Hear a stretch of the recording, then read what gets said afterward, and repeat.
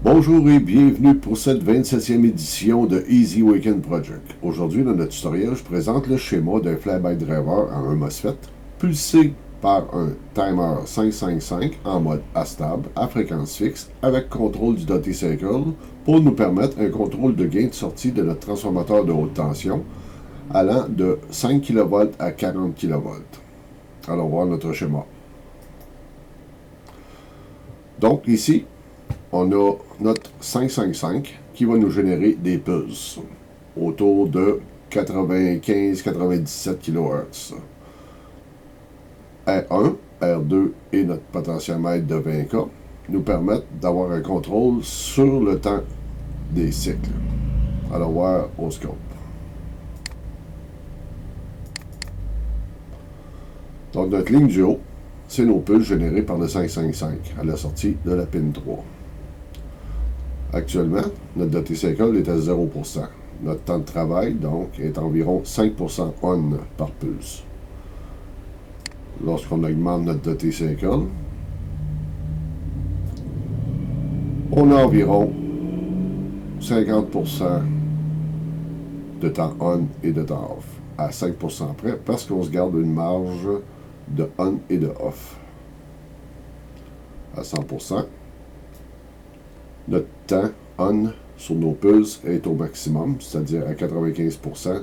Ça a été décidé par la résistance de 3.9K.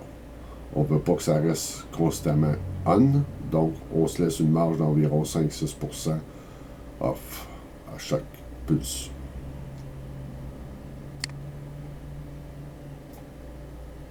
Ici, on a environ 5% on lorsque notre potentiomètre est à 0.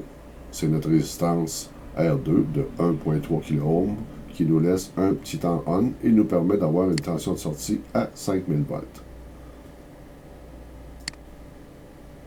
Plus le temps de travail est long, plus le on est long, plus notre tension augmente. On va atteindre jusqu'à 40 000 volts. À 50%, on devrait avoir 20 000 volts. Comme on peut constater, on a installé aussi une deuxième section. Bien entendu, on a notre MOSFET, le IRFP 260. Mais il est drivé par deux transistors NPN et PNP, le 2N3904 pour le NPN et le 3906 pour le PNP. Nos puces passent par la base, qui sont en commun, et connectés en mode suiveux, c'est-à-dire que les deux émetteurs se rejoignent pour nous donner notre signal de sortie qui va aller à notre MOSFET. C'est ce qu'on voit dans la ligne du bas.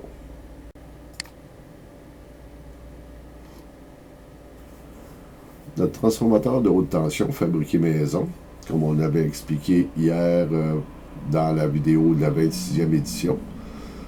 Sauf que cette fois-ci, j'ai mis 9 tours au primaire et 10 000 tours au secondaire. Allons voir nos composantes. Voici l'ensemble des composants qu'on a besoin pour réaliser ce projet.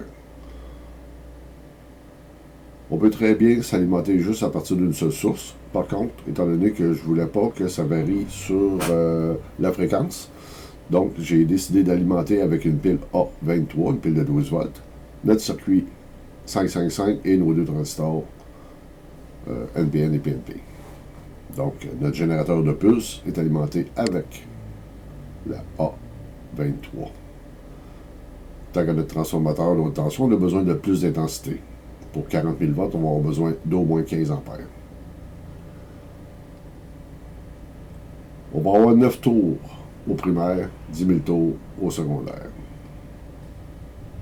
Alors, on va voir notre schéma 2D. Voici nos branchements. Pour les personnes désireuses d'obtenir ce schéma, vous pouvez faire une pause, un print screen, capture d'écran. Très facile à réaliser, très peu coûteux. On remarque que notre transformateur fait maison a 9 tours au primaire, du fil de diamètre de 3,36 mm ou du numéro 8 AWG. Et au secondaire, on a une bobine de 10 000 tours. On peut remplacer ça par un flyback de téléviseur à écran cathodique, aucun problème. Peut-être que la tension ne sera pas la même, mais on peut toujours jouer avec le nombre de tours sur le primaire. Grâce à notre potentiomètre P1, notre Dottie Cycle, on a un contrôle de puissance sur la sortie. Notre fréquence autour de 95-97 kHz est déterminée par notre condensateur C1 de 500 pF. Et bien entendu, la somme de nos trois résistances, la résistance variable et les deux résistances R1 et R2. C'est ce qui détermine notre fréquence. La position du curseur de notre potentiomètre va déterminer le Dottie Cycle, c'est-à-dire le temps que chaque pulse va être on ou off.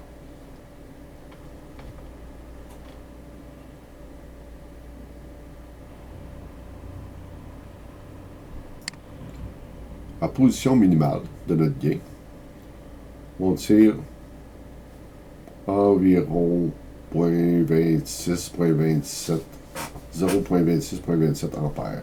À puissance maximale, on va frôler les 15 ampères pour 40 000 watts. Avec la configuration d'un transfo 9 sur 10 000.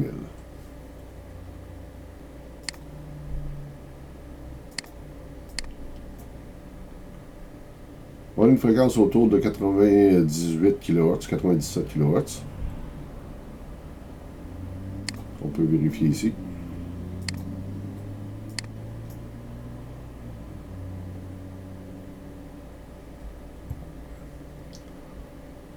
On tire 19 mA sur notre pile A23. On consomme pratiquement pas d'énergie, le 555 avec nos deux transistors. C'est au niveau du MOSFET que ça tire beaucoup plus d'ampérage.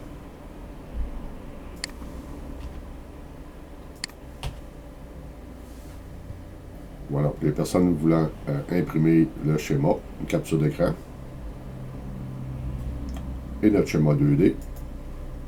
Même chose, capture d'écran si vous désirez imprimer. J'espère que vous avez aimé cette vidéo. Si oui, cliquez sur j'aime. Je vous invite à vous abonner. Ça nous encourage à poursuivre avec de nouveaux projets. Je vous dis au revoir et à très bientôt.